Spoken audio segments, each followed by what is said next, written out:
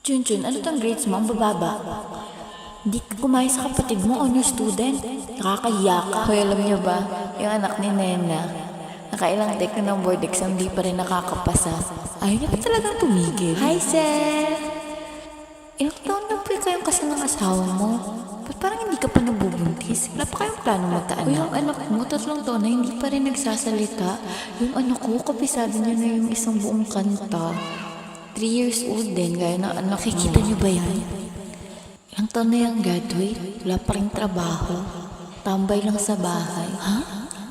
Si Aling Sara, di ba 53 na siya? Magpapalik-eskwela pa rin siya?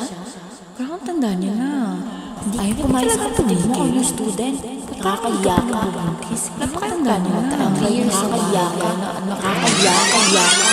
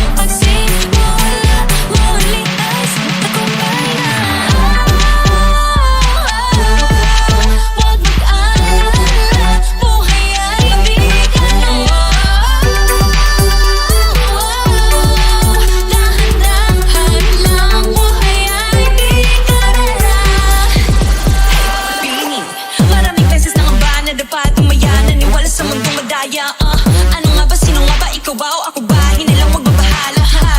Yeah, huwag ka nang maniwala sa paniniwala na dapat makipagunahan sa karera. Kung wala namang karera, dahan-dahan